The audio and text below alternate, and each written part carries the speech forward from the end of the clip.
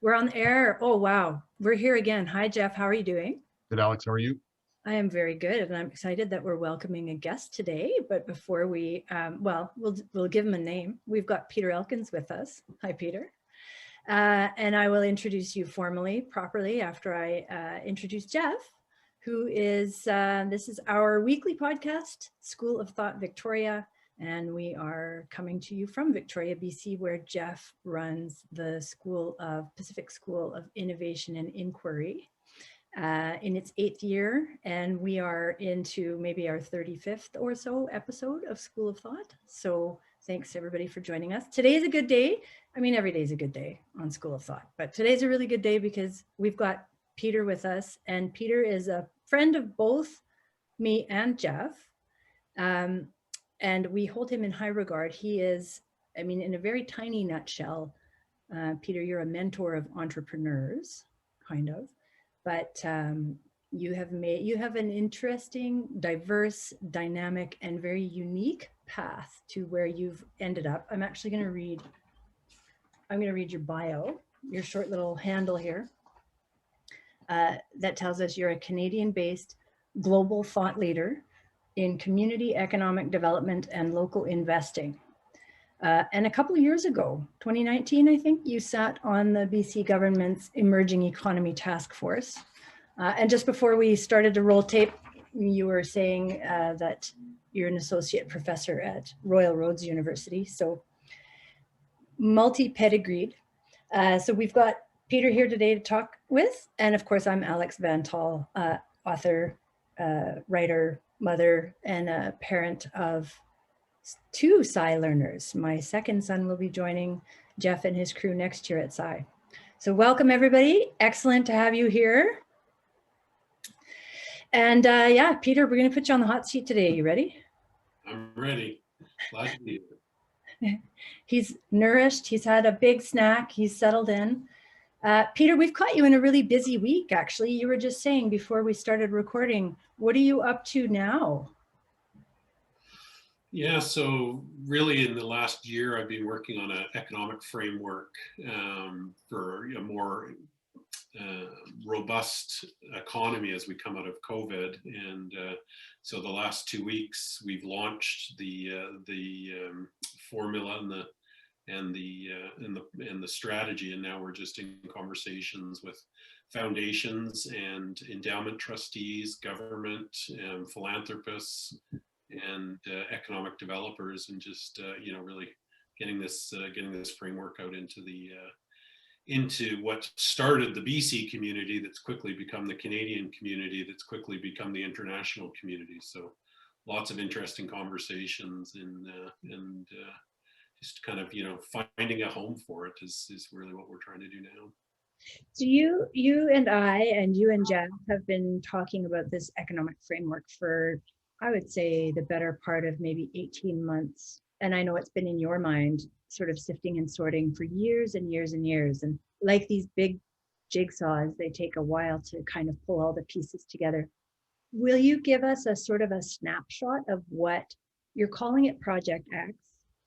Maybe give us a snapshot of what Project X is.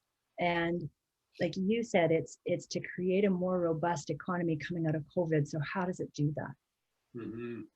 So for me, this has been going on, for 10 years, and working in the private equity investment space, working in the incubator, accelerator, academic, entrepreneur space, and also being exposed to community economic development and local living economies and local investing. So it's just a big bucket of knowledge has kind of gone into the top of the funnel, and Project X, what's really come out of the bottom. And just a bit of a background on the name, that really Project X is a placeholder. So the idea is we're actually trying to affect a lot of different things. So everything starts as Project X, and then it turns into pick a name. So Pacific School would have been Project X before it was Pacific School, kind of thing. So that's the background of the name. And we always want to have a clever story behind our name. And for me, really what I wanted to do is I wanted to figure out how to put a round peg in a round hole.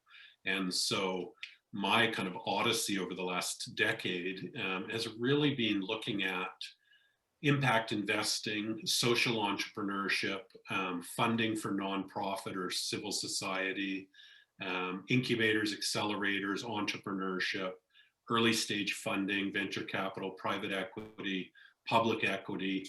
And, it's just, I really saw a lot of inequalities, and really the main inequality is obviously social and environmental. And we're having this kind of massive awakening that if we want the planet to be livable, that we actually have to change some of our own behaviors, individually as well as society. And and the social inequality around wealth,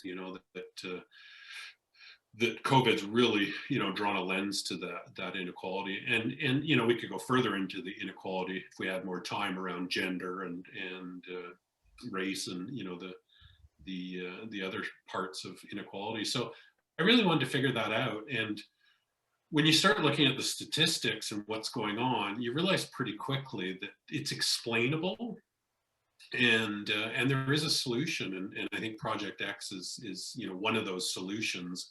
And for us, there's an amazing amount of global thought leadership on these subjects, from people that have written books, donut economy, mission economy. I mean, the list goes on. And what I realized is none of them actually had an executable strategy tied to them, right? They had these amazing, sort of conceptual, right? Yeah, amazing. And so it's interesting because now people will say, well, have you read this book? Have you read that book? And, what about this? And I think, no, actually, I don't have time for that. What I've done is I've agreed with all of them on principle. They're all good books. They're all smart people. They all have incredibly good ideas. But what we need is an executable plan. And for me, that's really where I want to focus 100% of my attention, is to say, now that you've read the book, what are you going to do? Well, here's the roadmap or the playbook or the plan to execute that. And the really wonderful thing that organically has happened with Project X is it could be scaled internationally, nationally, regionally, locally, right down to putting something into the school itself to really bring innovation forward, and put all those pieces around it that really talk to the equality that we're all looking for, and an improvement in well-being. And as a lot of people say, beyond GDP, right? What is the economy doing to make the community well? And for me, that's really the local living economy is what we need to focus on. Wow, like so much of what you are talking about, even that last thing, what is the economy doing that is making the community well? There's 7 things that you talked about that tie directly to Psy and the way that Jeff has shifted the model of education, right? Like Project X essentially is like you say, a hands-on, here's a practicable way to make change in our economy and the way things actually work. I'm taking what's in the books and I'm building a model that you can use. And Jeff, that's exactly what you've done with the Pacific School of Innovation and Inquiry, because we've talked about this on the podcast. We have decades of research showing us what is appropriate for human learning. And yet there's all this sort of theoretical knowledge and nothing that was, well, not nothing, but only a very few things that were like a practical application. And you went and created a practical model that is replicable, that is scalable, that could work in different parts of the world. So the similarities between Project X and Psy are, that's part of why we've got you on today, Peter, because this kind of thinking isn't just for economies, it's also for the education system. It's true. I think it's philosophically really aligned too. I know for us, it was very similar to what Peter said. Lots of great books out there, and you kind of have to agree with them all because they're smart people who are saying good things. We sometimes use the metaphor of the ornaments on a Christmas tree, and there's a lot of really great ornaments, and then we just needed a tree to put them on. There, a lot of them were about, you know, you can do this inside the existing system, which is terrible. And he's like, well, if everybody's saying you can do this, and I would do more, except the system's terrible, well, maybe we need to do something about the system. So for us, the practicable thing, but very similar, just in a different space from what Peter's proposing. And Project X is like very exciting because it's so simple, but so earth shattering at the same time. That it was just like, okay, what are all these best things? And if we actually did those good things in a good system instead of in spite of a terrible one, wouldn't it be neat? And then you just have to actually do it. And people still argue with you because the ideas in books are always better than ideas that you actually try to put into practice. So that's also kind of fun. But it's you know, I'd have no problem having those conversations either with people. Yeah, you're temperamentally actually very suited for that, which is a relief, because a lot of people, we were talking about this just before the episode started, because, you know, once somebody steps outside the main ring and creates something different, everybody's standing there with their gun waiting to find that one little place where there's a chink in the armor and I'm going to shoot you dead, man. It's like, wait. Yep, kind of love it. Yeah, you're ready to go. You've always got your, you know, your reasonings lined up. But it really takes a strong person to stand up to this sort of general, what is it? Is it crabs in the bucket? Is this the phenomenon that people, it's like, we love our misery. We don't want it to end. Stop ending our misery. Get back in the bucket. Well, the other two things that are interesting to me is, one, you know, has this been done somewhere else? Well, no, it's my own mind. It's my personality. Like, I invented it, you know. And then the other one is, we always like the experts from other countries. So, you know, and the greatest example of that is Lean, the Toyota production system. You know, the guy went to every automotive maker in the US, they all turned him down. So he went to Toyota, and suddenly Toyota's, you know, Toyota today because of an American, you know, thought leader. And I feel that that's nothing's new, that, you know, I'll end up in another country because my own, you know, I'm not interesting enough to my own culture and community, you know. Well, So you were just speaking of that a moment ago, you know, that this is a concept that you have grown on turf here in British Columbia, seeded with the information, the knowledge, the conversations, and the research.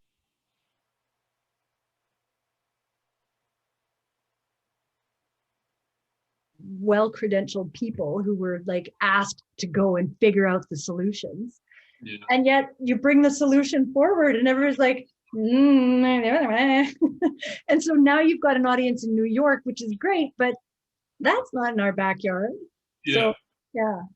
It's interesting. Yeah. And Steph, you have, you know, you've collected people from, tell me some of the countries that, you know, where you've had really deep conversations with people about your model.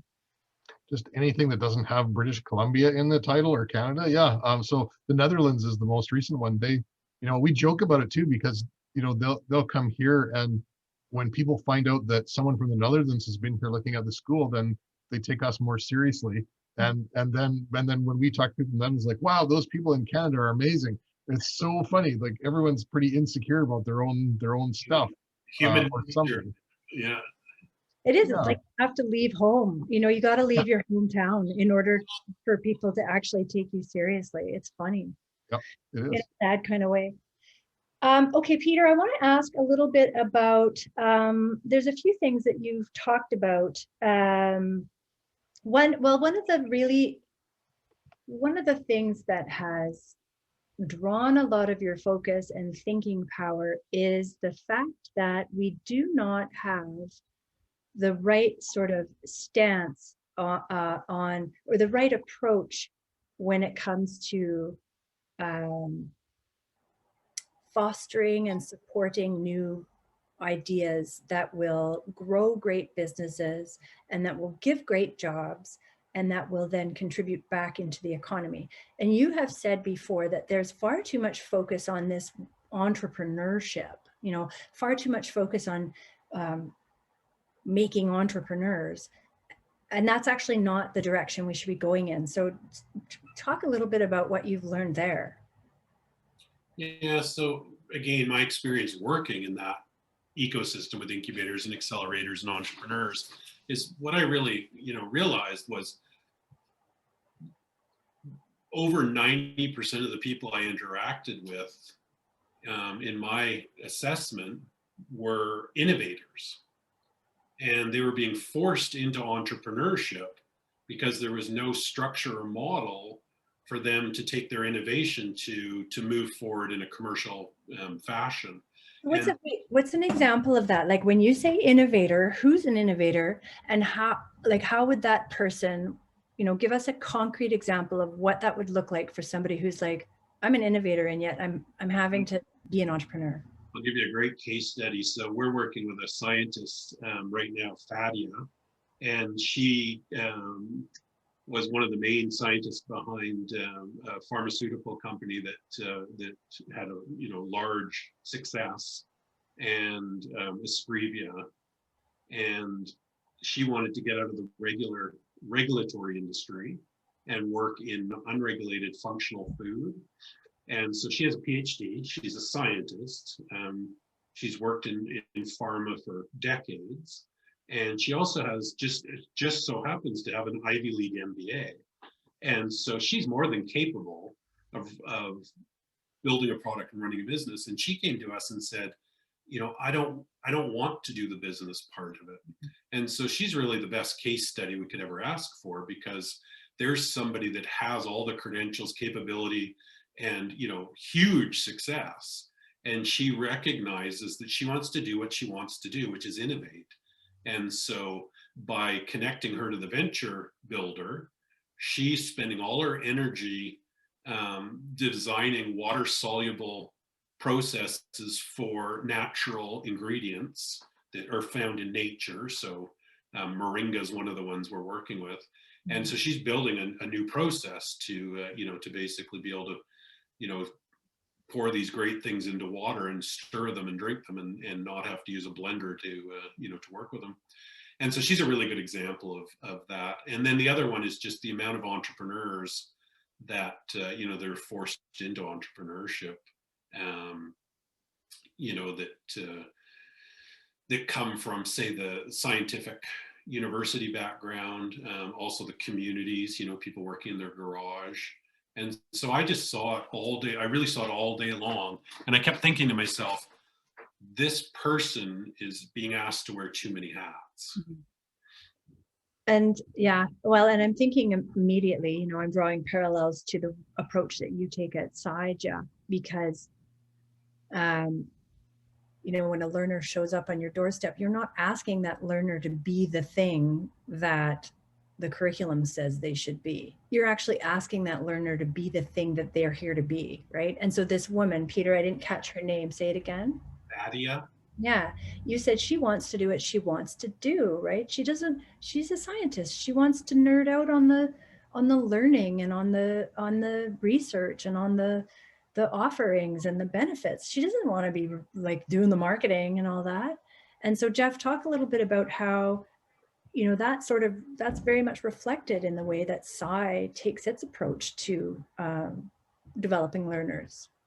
It is. I think that's why the Project X concept is so interesting to me personally, because we've almost been operating like a little mini informal Project X in some ways, that we're kind of like a wraparound service for people. It's like, you don't know how to make a website? That's okay. I'm going to show you enough, but then we're going to like all chip in and we'll have a website for you. Don't worry. But that idea you had that is going to be on the website is what you can focus on, the idea, or whatever it might be. You're a musician, don't worry about all the recording and stuff. We'll show you a little bit, but we'll take care of it with a team of people so that you can focus on creating your music. It's interesting that you mentioned Espriva, because we have some kids here whose parent is from that company, and even with the success they had, which is some of the most successful pharmaceutical work in Canadian history, and very ethical company, the things that they were doing, the actual specific thing that they were doing, they were on page, I don't know, like 29 or something of our local newspaper,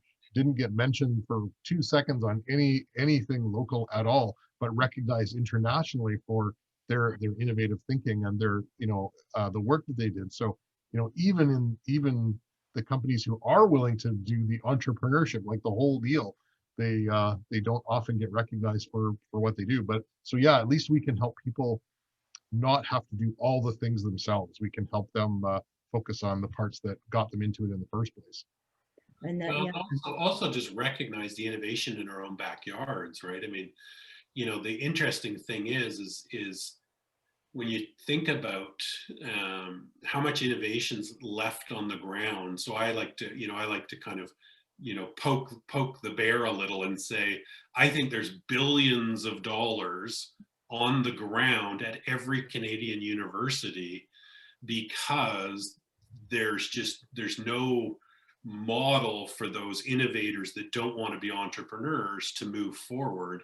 And so a lot of the applied research in our country and a lot of the public funding for applied research doesn't ever leave the halls of academia because we don't have a model. And I find that really interesting. And then take that into the community.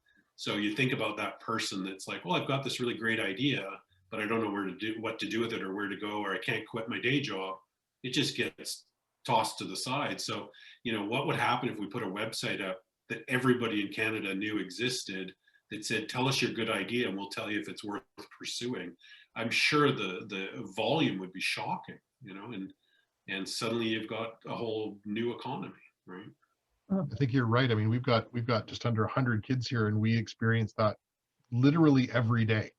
Somebody has an amazing idea, and you kind of help them decide whether they want to go through with it right now or later, or get someone else to do it, or just sort of say, okay, let's get going. How do you want to start? And that's every day, and that's just a little tiny school in little old Victoria. So yeah, you're right.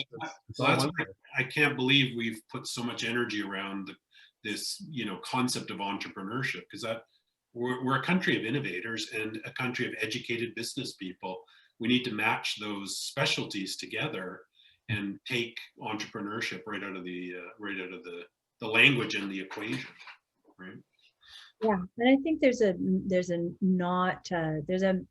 conflation of the terms innovator and entrepreneur for those who aren't from a business background, right? Like, actually, Peter, before I started going deep on conversations with you about this, I kind of thought they were the same things too. And through talking with you, I realized, oh, an innovator is this person who comes up with the idea, whereas the entrepreneur will take an idea and make it into a business, like commercialize it. But I do think unless people, it's like, unless they have an interest in that area, they don't really know the difference between those terms. So this is a very valuable conversation to be having. And Jeff, yeah, you another way of looking at it is everybody's an innovator, and we all have a creative artistic bend to ourselves. So if you just focus on your art and your craft and your innovative mind, not worrying about the business side of it, and then this group of business people come along and parachute in and do something with that idea, that just seems like a round peg in a round hole to me. And so what's the word I want to use? Not redeeming, gratifying, reaffirming, affirming, right? And that's sort of what happens with young people when they go to your school, Jeff, right? Like, they arrive, and when they first arrive, sometimes they don't even know what they're interested in. But once they figure out they're allowed to be interested in something, they're allowed to be creative in some area, and how can we support you? That's really freeing. And the reason they don't even know what they're drawn to when they show up at your doorstep is because our mainstream system kind of drums that out of them, right? Drums the curiosity and the creativity. Back to Ken Robinson's epic TED talk, right? Schools kill creativity. So this is, both of you are speaking about things that free innovators into that creative space, and then equip them with people who will support them in making their innovation become a real thing. It's interesting that you say that, because you're absolutely right. We just had our new group in who are coming next year because of the pandemic. We decided, instead of having them all come for individual visits and be around 100 strangers, which isn't a very good idea, from a health perspective. They came in together so we could spread them all out all over the place, just 30 kids. And we started the inquiry process with them just to give them a sense of what it's like. And at first they can't do it because they don't believe that they're actually allowed to be curious about anything that they're actually curious about. So you have all kinds of trick questions we have to ask them, like have to say, if you weren't at school, what would you be doing?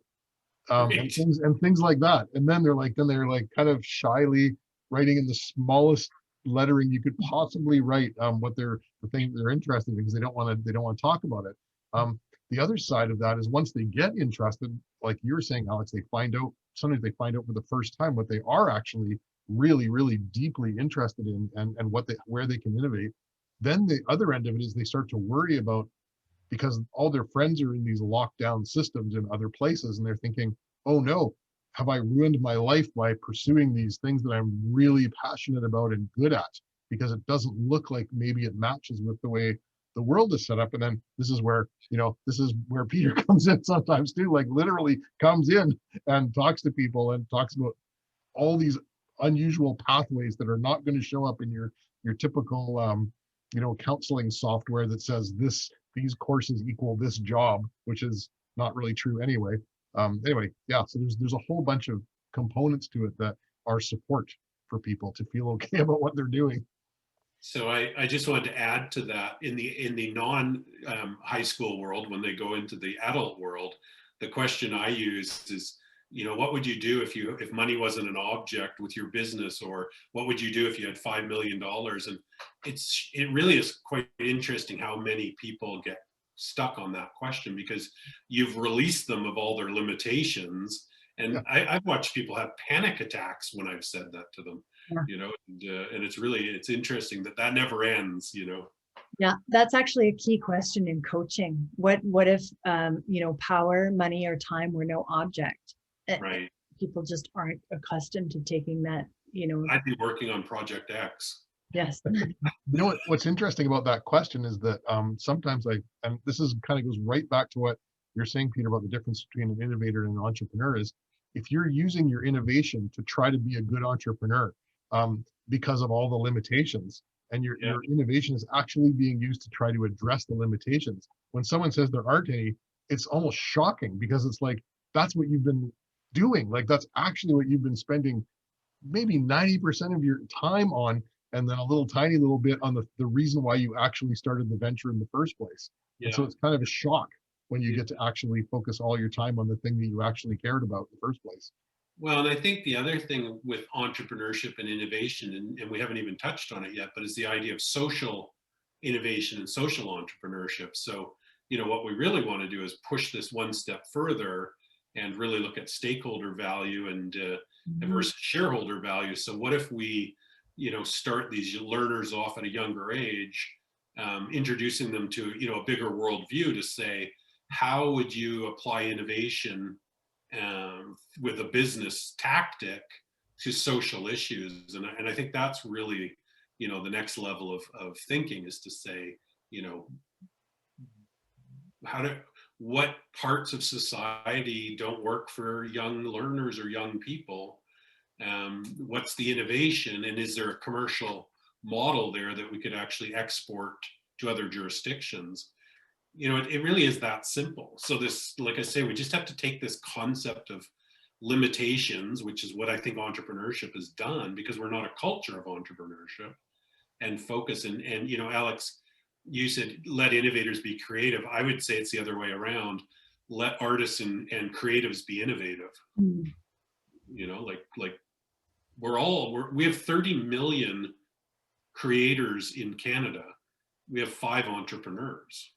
It's how you frame it in your mind, right? Well, I want to ask, Peter, you just said we're not a culture of entrepreneurship. Can you talk a little bit about that? Like, why not? What's different about Canada in particular? Our post-secondary education. So we have such a strong, robust post-secondary system. So for you guys as parents, think about this. If you're advising and you're designing what you want your child's future to be, you're going to think, okay, well, really, we all want people to, to get as much education as they can at a young age. And so entrepreneurship is really a culture of immigration and a culture of lower class. And so it's really out of desperation. So in a country of middle class people, wealthy immigrants for the most part, and education, there's really no reason to be an entrepreneur. So what I find really interesting in Canada today is that entrepreneurship has become quite trendy. So I have friends that are medical doctors and specialists that want to be entrepreneurs. And the reason why is because they want to control their own time. So what we need is to let them control their own time as innovators, because they have this massive specialty, but we need the business people to actually commercialize the ideas that they benefit from as they bring their gifts into society. But for us to, to think we have a culture of entrepreneurship. So why is the United States the way it is? A lot of people don't realize that the United States is a third world country and a first world country within the same legislative process. And so some of the worst ghettos in the world are next to some of the wealthiest people in the world. And we don't have as much as that. Now we're getting more of it as the fabric rips in Canada. But we didn't have that for the last 150 years. We had such a strong middle class. And, so in the US, to get out of that third world into the first world, there was just such an appetite and so much competition because of population to, to be entrepreneurial. And, the American dream, as it's called, it's all very explainable. And so what happened in Canada is we saw the success of our neighbors, and we all said, well, why don't we do what they're doing? Why don't we the Silicon Valley of the North, or, all these buzzwords. And what people don't realize is you can't copy a model or the model because we don't have the same motive. We don't have the same competition. We don't have the same motivation around poverty and immigration. And we don't have the same deployment of investment and the infrastructure of wealth vehicles to do what they do there. So Silicon Valley is so unique to Silicon Valley that everybody's always trying to replicate it when they really need to create a model that works for themselves. And that's why I always say it's a square peg in a round hole. We've been jamming this square peg in a round hole, hoping it'll fit, because we haven't designed a made in Canada solution that fits our needs, our values, our economics. And Project X is that, that's the thesis, is to say, this is very much a made in Canada solution that can scale from the most rural, remote community to the largest, cities. And the framework is the same regardless of where you put it in place. Wow, you've done more thinking on this since we last connected. That is a very true, like, it's different soil, right? Just totally different cultural contexts. I just want to ask you, Peter, what website can people go to if they want to A, learn more about your thinking, or B, argue with you? I can see some people going, no. Yeah. I love talking about this, and I see it like making a film. So, I always use this analogy that you really want to do all the pre-production work, because once you actually start rolling the film, it's very expensive. And so the more anybody, any age, any person, anywhere in the world can challenge this idea, add to it, comment on it, question it, and and that's how we improve it. And it's open source, so you can copy it, you could implement it yourself. Like it's kind of our gift to from based on our experience. And yeah, we really want to engage people. So really the fastest way to engage with me would be on LinkedIn. So it's just search Peter Elkins, ELKINS. I do have my own website, which is peterelkins.ca. And then we will have a website in this month coming up. That website is theprojectxway.com. So theprojectxway.com. And that'll be live this month. Awesome. But I highly encourage people to ask questions, give me scenarios. I love working with scenarios. It's like, here's what's going on in my school, my community. Here's what I think. How would we fix this? And we're here to solve wicked problems. So if you can find, like, if you have an experience in healthcare, education, food security, government, like, we want to understand these problems.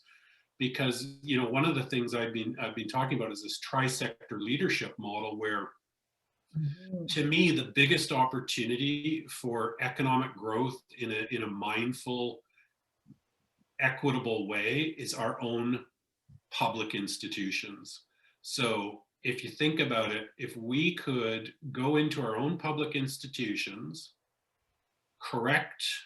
get the round peg in the round hole, discover new solutions, and then export them to other jurisdictions, we'd not only fix our own problems, we'd create a new economy.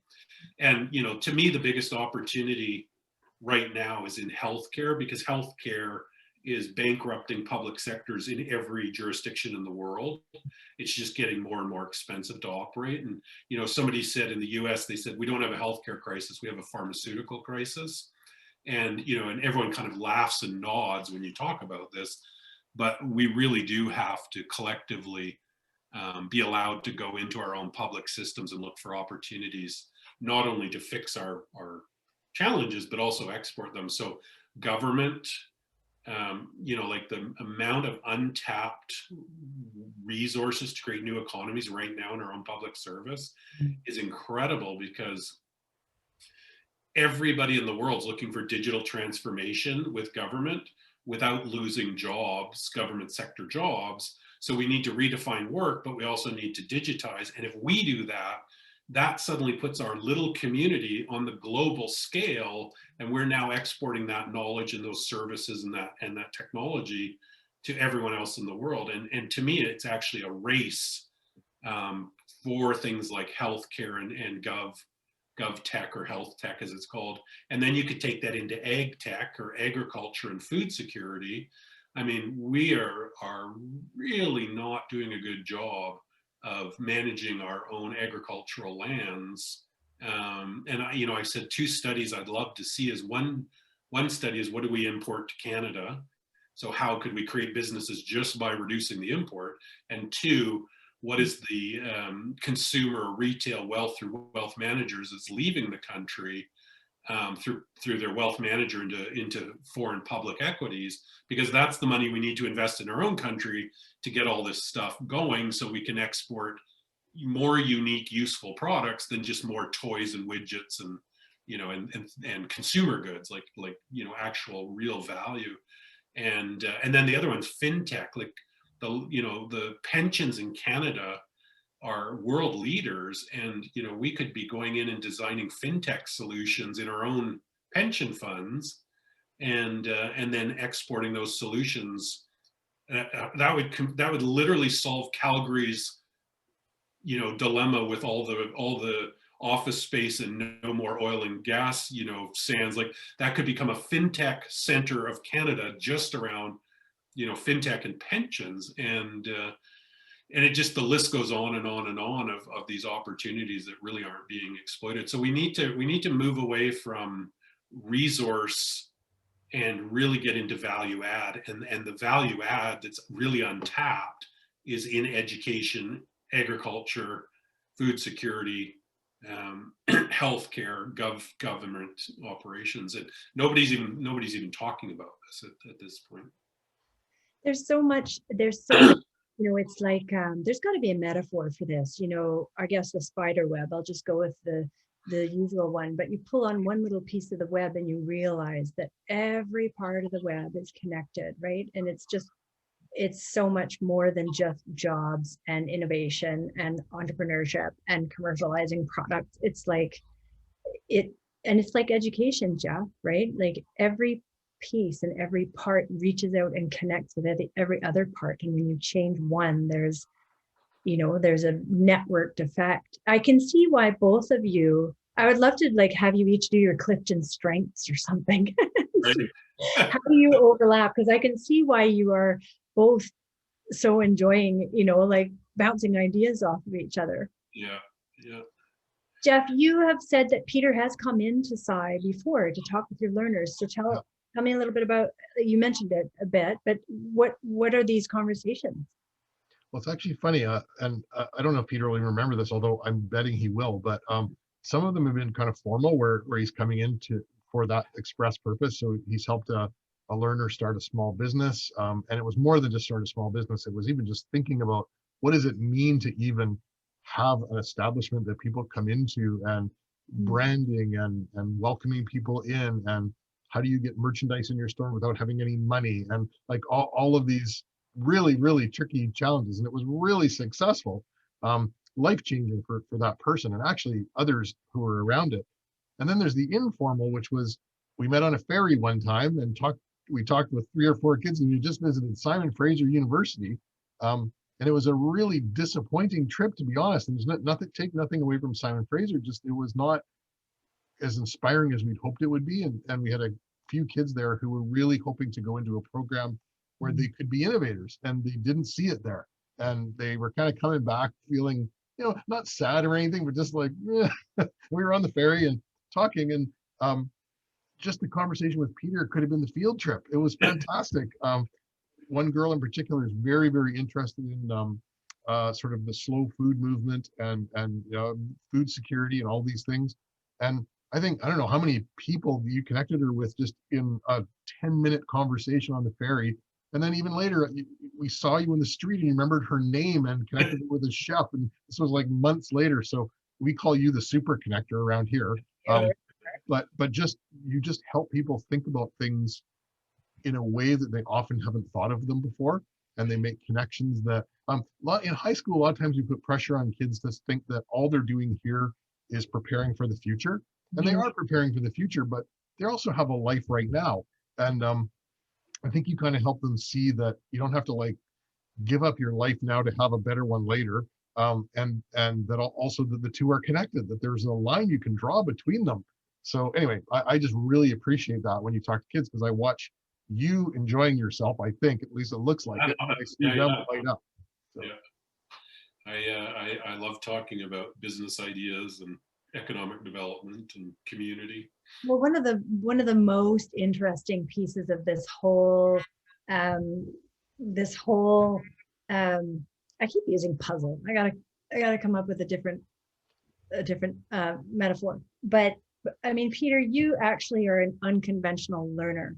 You probably qualify as, you would have been a perfect fit at Sci as a young person, because you have done such a huge diversity of things in your professional career, from like starting out as a paramedic, but then becoming a consultant at a global management consulting firm. And now, like I said, you're associate faculty at a university.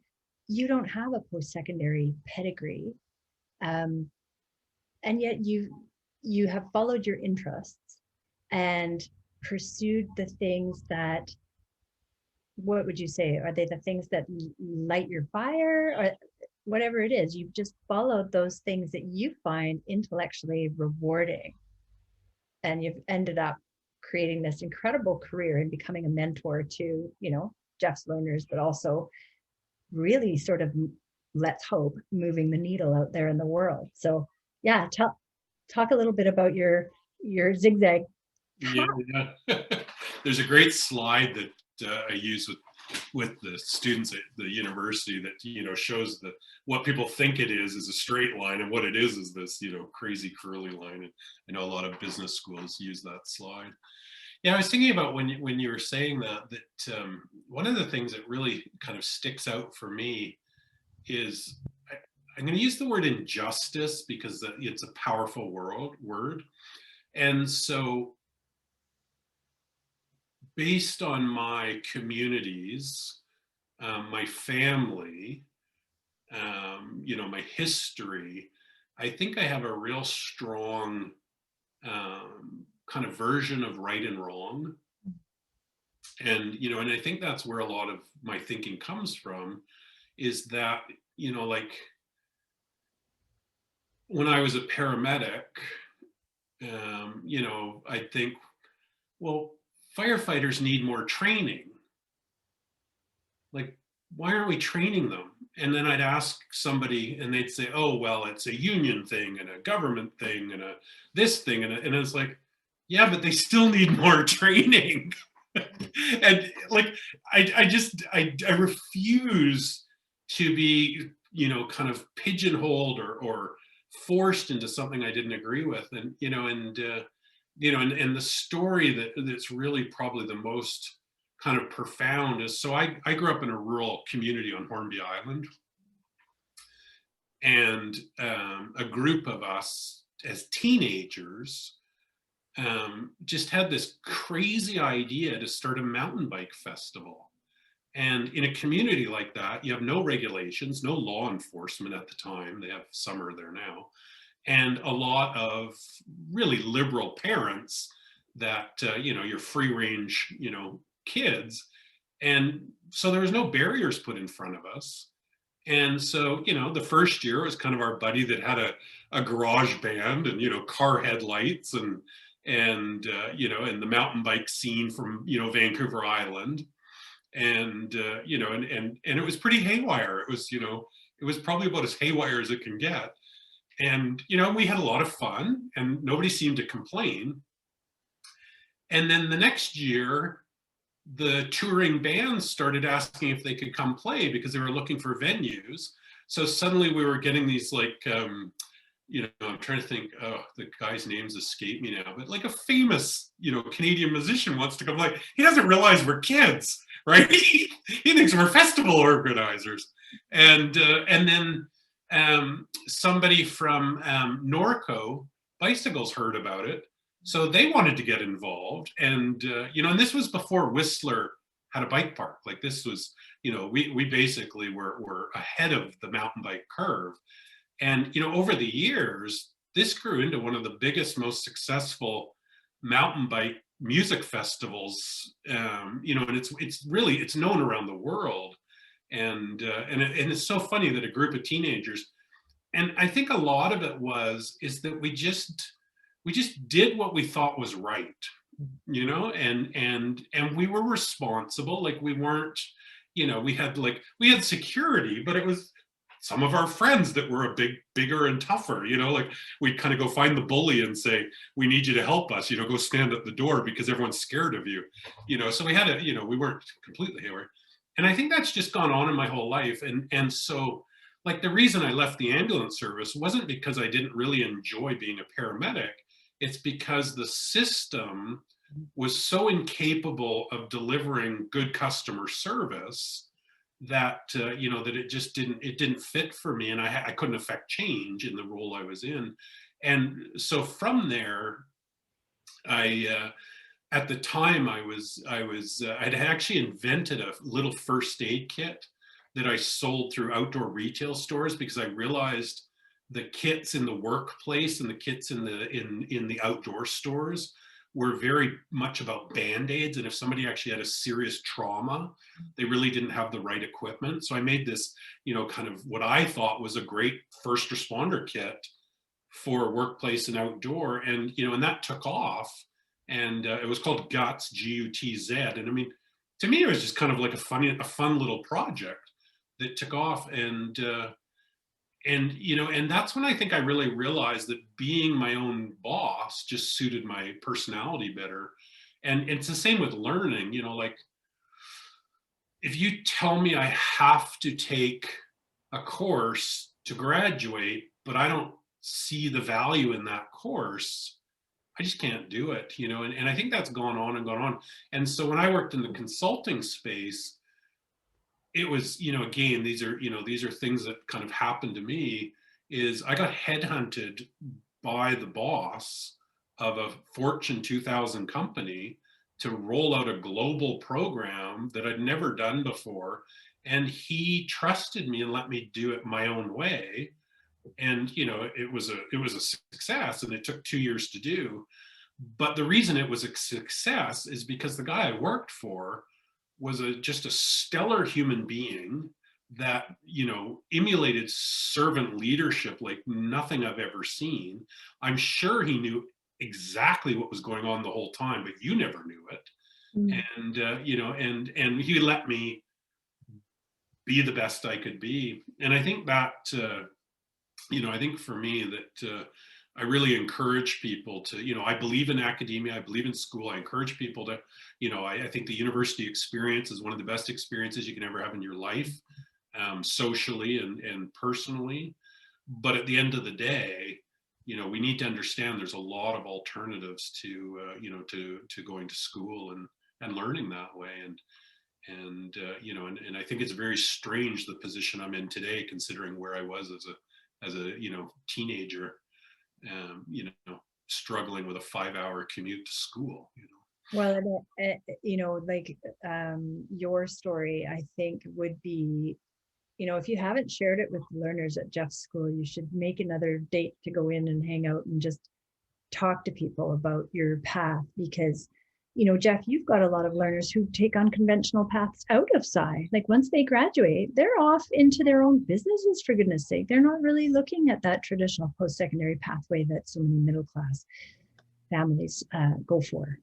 Yeah, some are and some aren't, and they even look at post-secondary differently. Like, it's funny what you're saying, Peter, about if you make me take a course, they'll look at a university program and they go, I like that part and that part, not so keen on that part. And then they go and start negotiating with like admissions officers to say, can I do these parts? I don't really want to do those parts. And, some post-secondaries like, sure. Other ones are like, nope. And then they go, okay, I'm not going there. And we've had that. Yeah. So this is the thing about the evolution of inquiry-based learning, that, interdisciplinary is a step, but it's actually a menu that you have to choose from. And so when I looked at the programs where I'm at and I said, this isn't interdisciplinary enough. Yeah. And then the other one is this new kind of micro-credentialing, that's, again, it's not enough. Like, I love the idea of saying, I want to pursue X and I'm going to design my own path forward with good coaching and advising. But what does that path look like? Because I think we're behind in Canada. Like, I talked to a guy the other day that has he's got a psychiatry and a neuroscience fellowship, and he said there's only 300 of them in the world. And I said, well, that's not enough. Like, so we don't have enough psychiatrists in Canada to begin with, let alone having this double fellowship. And I'm like, we need to get that number up to 30,000, because this is where we need to put our energy in the next decade, is really in the mind. Like, this is the future of how we're going to evolve, because the stuff that's going on with magnetic therapy around depression, like non-invasive treatment of depression. And he was saying, clinically, analysis or psychology or psychiatry, he said it takes too long and pharmaceuticals are too invasive. And so, we really do need 30,000 neuroscientists that understand psychiatry to figure out, how to eliminate anxiety and depression from Western society, and it's coming. Like, it's coming in 15 years. How do we get it to come in 2? We get more people to pursue this kind of K-12 education, right, Hopkins? Yeah, that's right. Arts.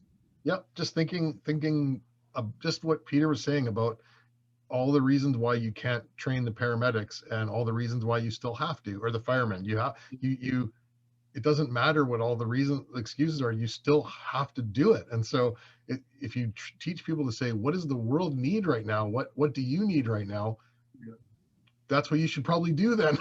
Like, figure out a way to do it. And we'll try to help you. And that goes back to what I was saying about, we have to get inside the system to figure out what's needed. Like, I'm fascinated when I watch the government facilitate and convene these conversations about labor and job and industry. And it's to me, it's still disjointed, like, how do you say, what are the they call them wicked problems. I don't know where that came from, but like, what are society's wicked problems? So, for me, let's start with equality. I'd like to see, I don't want taxes to increase. What I want to see is more voluntary taxes. How do we do that? That's a wicked problem. So what if we paid, what if we had more social services, more public services, more public ownership, with less taxes because we've designed a system that works that way. And and Zita Cobb was saying to me the other day, she said, it really matters who owns what. Like we really need to actually understand that, and that's a big question. So yeah, you got me really excited suddenly, where I think, what if we put these wicked problems in inquiry-based students' minds? Now you're working at 1,000 RPM, not 10 RPM, right? Absolutely. And I bet you it's those unbridled minds that would actually come up with the solution, Yes, because they because haven't been institutionalized for 25 years being a bureaucrat. right. That's why, we know that young people are idealistic because they haven't yet run into all the walls that say you can't do this, right? They have way fewer limiting beliefs. Like there is the adage that youth is wasted on the young is correct only because Yeah. they don't, there's no crucible that really supports their ability to use that naivete in a powerful way to just keep asking questions and keep asking what works and what's needed. And actually, when they do ask these things in the mainstream system, they're seen as, what's the word, Jeff? Insubordinate, right? Or insolent. Yeah. And that too, that was what caught you. You're deemed a troublemaker. Right? Yeah. But I think that is actually kind of, you could even start with the firefighter question. It's like, how do we get firefighters better trained? Just imagine those conversations. It's a great conversation. It's funny what you say about the naivete too, is that I know in high school, kids are much more kind of open-minded and ready to just kind of think openly than maybe older people who've been more institutionalized. But even by high school, we see some learners who've been in the system who are already beginning to feel like they're in a track and that there's edges to their thinking. If you ask a typical kid in kindergarten, if you went to a kindergarten class and said, who in here is a singer? Everybody puts their hand up. Everybody, every single person, because they can sing, they will sing. It doesn't matter what kind of singer. But if you go into a grade 12 classroom and you say, who in here is a singer? You might see one or two hands go up because they've already started to discriminate between good and bad singers, serious about singing, not serious about singing, studied it, didn't study it, and it's already limited. So we have to do a little bit of work to get back the freedom that they actually have, but then it doesn't take that long, and then they away they go again. Wow. Okay, so that brings up, I'm going to go on a bit of a tangent here that I tried to bring up with Alex a while ago. So I want to see inquiry-based teachers.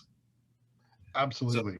So like I was saying to her about a teacher in high school that was a really good guitar player, and and very passionate about it. And one of his roles in the school was to, he had a group of disenfranchised learners that just had to show up to class, and he almost just sat there for an hour.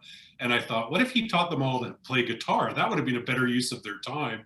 So I thought, how do we get teachers, and you could even say adults, like bureaucrats, how do we get these people to actually have their own reverse inquiry, where they're saying, here's the skill I'm really passionate about and good at, I'm going to bring that into society. So what does that look like? Anyway, it's a bit abstract, but I love that. When I started teaching, I'd been a teacher for 1 year, and they brought in a new curriculum. It was in 1994, and they part of it had a bunch of stuff in it about applied skills and fine arts. Everybody lost their mind because it changed how the timetable was set up, and everybody was crazy. And I was a new teacher, and sort of like, hey, what about this? And we started this thing called contact time, where every teacher in this high school of about 1,000 kids talked about what things they were really good at and passionate about. And so we had our chemistry teacher was teaching fly tying.